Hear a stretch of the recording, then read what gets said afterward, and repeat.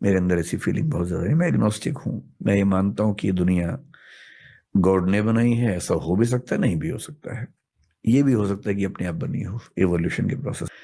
मुझे ये जरूर लगता है कि ज्यादा चांसेस हैं कि कोई ना कोई फोर्स है इस सब के पीछे, पर वो फोर्स वैसी एकदम नहीं है जैसा धर्मों के लोग मानते हैं। वैसा होने का स्कोप ही नहीं है, क्योंकि सारे धर्म जब पैदा हुए, जनरली आप देखेंगे 6th सेंचुरी BC में लगभग अधिकांश धर्म पैदा हुए। चाहे हम बुद्धिज्म की बात करें, जैनिज्म है पुराना लेकिन महावीर उस समय पैदा हुए। कन्फ्यूशनिज्म 6th सेंचुरी BC में हुआ। ताओइज्म उसी समय का चाइना में।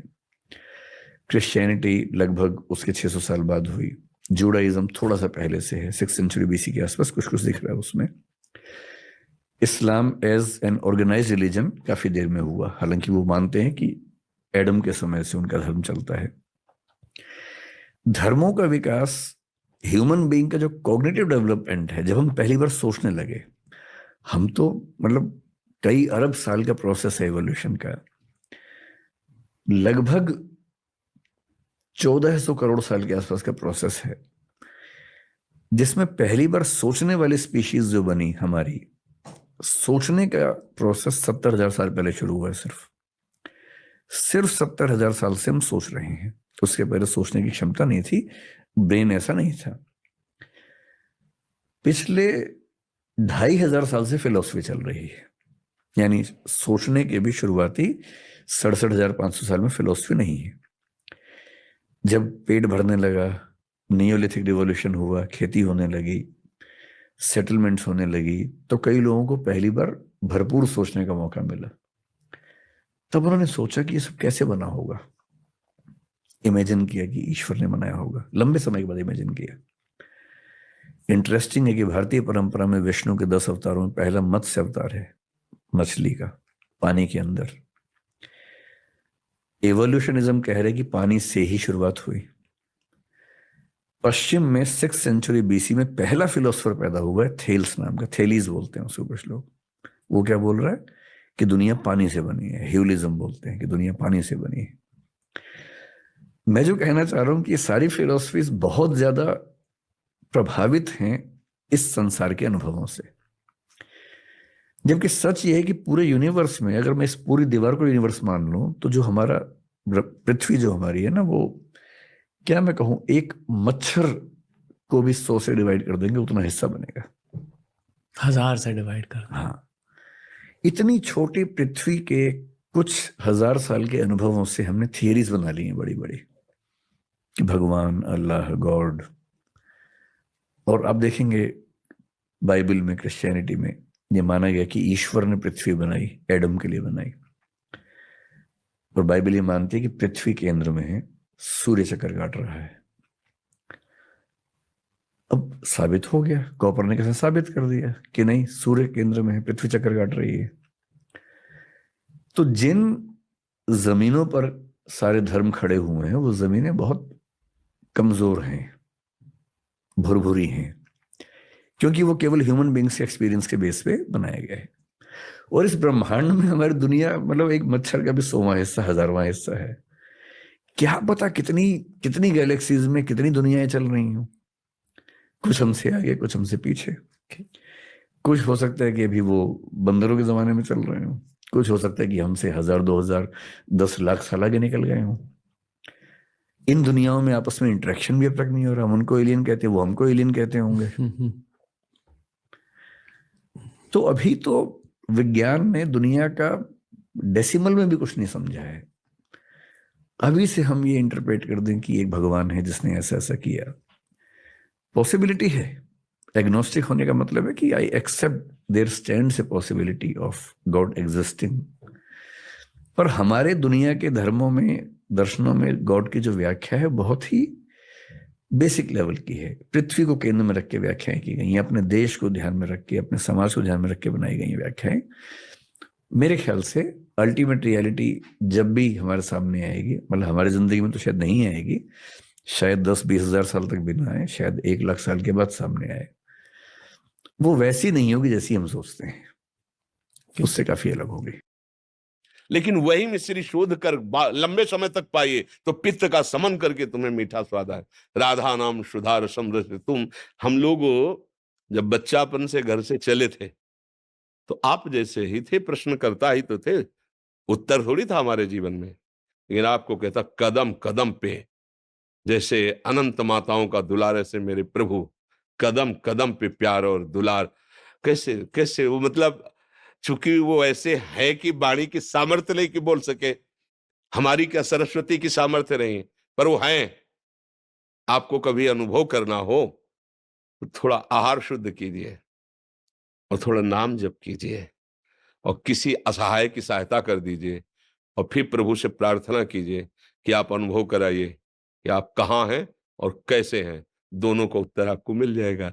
अब ये प्राकृतिक वस्तु तो ये बुद्धि के द्वारा जो समझाया जाता है वो हम भी बोल सकते हैं साथ, कुछ फर्क नहीं पड़ना उससे। तुम्हें जब अनुभव होगा तब तुम्हारी समझ में आएगा, बुद्धि के द्वारा तो नहीं समझ। वो राम अतर्क बुद्धि मन बानी, वो तत्व बुद्धि मन के अतर्क है, वहां तक किसी की पहुंच नहीं। ये सूर्य को कौन प्रकाशित कर रहा है, चंद्र को कौन प्रकाशित कर रहा है, ये अग्नि में दाहिका शक्ति कौन दिए है, ये पृथ्वी जल में नहीं डूब रही, पत्ते की तरह नाव की तरह उतरा रही है, जल ही जल है नीचे, सब जल ही जल। ये जल, ये अग्नि, ये सूर्य, ये चंद्र, ये वायु, ये जन्म, ये मृत्यु, ये कलाकृति, सब का देखो, सब अलग अलग पहचाने जा रहे हैं। करोड़ों असंख्यों अरबों लोग हैं, 1 अरब 35 करोड़ तो हमारे भारत की जनसंख्या है, सब अलग अलग पहचाने जा रहे हैं। नहीं, एक कृति देखो, उसकी रचना देखो कैसी उसकी रचना है। पशु पक्षी सबका भरण पोषण हो रहा है तो कोई एक मालिक। अगर राष्ट्र है तो राष्ट्रपति भी तो है ना, अगर पुत्र है तो उसका पिता भी तो है ना, तो ब्रह्मांड है तो ब्रह्मांड नायक भी है ना। अब गांव के आदमी से पूछो कि राष्ट्रपति है तो क्या जाने, बेचारा पढ़े ही नहीं कि राष्ट्रपति होता है। अब वो कैसा राष्ट्रपति वो भी नहीं जानता, क्योंकि समाचार देखने के लिए टीवी उसके नहीं। अपना पता नहीं है प्यारे, 3.5 हाथ के शरीर में रह रहे हो, अपना पता नहीं, अपना प्रमाण नहीं दे सकते कि तुम हो क्या। तुम अगर तुमसे पूछा जाए तुम हो क्या, तो ऐसे ही करोगे, यही मैं हूं, नहीं कहोगे। मैं गोरा हूं, मैं काला हूं, मैं इतने फिट का हूं, मैं इतना मोटा हूं, मैं इतना क्या, किसका वर्णन कर रहे हो? तो 5 भौतिक शरीर का वर्णन कर रहे हो। जैसे एक अच्छा आदमी, कोई धनी आदमी चलेगा ना, तो एक बनियान, एक शर्ट, एक ऊपर से कोट, समझ रहे ना, ये ऊपर का कोट, नीचे की शर्ट, सूक्ष्म शरीर और कारण शरीर बनियान। लेकिन हम बनियान थोड़ी है, हम शर्ट थोड़ी है, हम कोट थोड़ी है। पहनने वाला तो अलग होता है ना। तू पहनने वाला है कौन? बोले ये तो मुझे पता नहीं। हाँ, तो जानना चाहते हो अखिल कोटि ब्रह्मांडों के परात्पर ईश को, और क्षमता तुम्हारी अपने को अभी समझने की नहीं है, अपने को समझने की क्षमता नहीं है। और तुम क्षमता बुद्धि की रखते हो कि भगवान अगर है तो प्रमाण दीजिए। तू है, तू है ना, स्वीकार तो करता है कि मैं हूं, तो प्रमाण दीजिए, तू है क्या? इसको खोपड़ी कहते हैं, इसको आंख कहते हैं, इसको कान कहते हैं, तू नहीं है। पूरे ढांचे को शरीर कहते हैं। वो अंदर घुसो तो मेरा मन, मेरी बुद्धि, तो जैसे मेरा हाथ, मेरी मेज, मेरी घड़ी मेरे से अलग है, ऐसे ये तन भी अलग है और वो मन भी अलग है। फिर मेरा स्वभाव, ये तो नहीं कह रहा कोई मैं स्वभाव, वाणी पकड़ो उसकी, मेरा स्वभाव ऐसा नहीं है, मेरा है ना, तुमसे अलग है, खुद तुम्हारी वाणी बता रही है। मेरा मन आज अशांत है, मतलब अलग है ना तेरे से। मेरा तन अलग है ना, तो तू कौन है जो मैं है? अब जीरो पे आ गए, नहीं आ गए जीरो पे? तो बोले अब कैसे जाने? तो बोले फिर यही साधना वेदांत कराता है, मैं को जानने के लिए। अब जब मैं को जान लोगे तो तू को अपने आप तुम जान लोगे। पहले तुम अपने ही को नहीं जान लेते, तुम तू को क्या जान लोगे? मैं तुम्हें फंसे हुए माया के चक्र में उस परमात्मा का प्रमाण क्या जानने की जरूरत है? बैठा है, देख लो, है नेत्र तुम्हारे, दूर नहीं। सहस्त्र शीर्षा पुरुखा सहस्राक्षा सहस्त्रपात सभूमिग्वं सर्वतस्प्रत्वात्यतिष्ठत् दशांगुलम। ना विसिद्ध 10 अंगुल नापो, यहां बैठा है हृदय में, देख लो, अंदर घुसो, बहिर्मुखो तो जान ही नहीं पर, यहीं बैठा है, यहीं बैठा है, यहीं। भगवान ने गीता में कहा सबके हृदय में, गोस्वामी जी के सबके हृदय क्षत विकारी, हृदय आराध्य यहीं बैठे हैं प्यारे। कभी देख पाए? बाहर घूम रहे हो, घर के दौड़े बाहर घूम रहे हो। मिलने वाला प्रीतम घर में इंतजार कर रहा है, तुम्हारे एकांतिक गुफा में बैठा हुआ, तुम्हारे एकांतिक कमरे में बैठा हुआ, और तुम खोज कर रहे हो बाहर, भटकते रहो। जब लौट के अंदर आओगे तो पहले अपने को तो समझो, तब प्रभु को जान पाओगे। तो इसलिए भैया, इसका उत्तर सही होगा कि पहले साधना में लगा जाए, क्योंकि भगवान बौद्धिक वस्तु प्राकृतिक नहीं है कि हम बुद्धि से, संपूर्ण ब्रह्मांडों में सबके पास बुद्धि है, उस सब बुद्धि का विधान करने वाला ब्रह्मा है, समझ रहे ना। और ब्रह्मा को जो बुद्धि देता है वो भगवान है। जब ब्रह्मा जी कमल से प्रकट हुए तो शास्त्रों में पढ़ लेना, उनके मन में आया कि मेरा उत्पन्न करने वाला कौन है, तो कमल नाल पकड़ा और जल में उतरना शुरू किया, तो 100 दिव्य वर्षों तक उतरते रहे लेकिन प्राप्त नहीं कर पाए कि मैं कहां से प्रकट हुआ हूं, नहीं जान पाए। फिर चढ़ के आए तो कमल पे बैठ गए और आंतरिक भाव से पुकारा कि मैं जहां से प्रकट हुआ हूं उसका मुझे अनुभव कराया जाए। तो शब्द प्रकट हुआ, तप तप तप, तप परायण हो। और जे भी तपस्या में संलग्न होकर मंत्र जाप किया तो वहां उतरना नहीं पड़ा, उनको दिखाई देने लगा कि भगवान की नाभि कमल से मैं प्रकट हुआ हूं और भगवान सामने है, सामने अनुभव हुआ।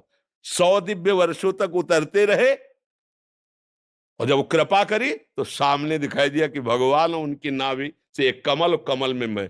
तो जो कमल से प्रकट हुए ब्रह्मा जी को बुद्धि देते हैं, उन ब्रह्मा जी की बुद्धि से अनंत ब्रह्मांडों के जीवों की बुद्धि है, कैसे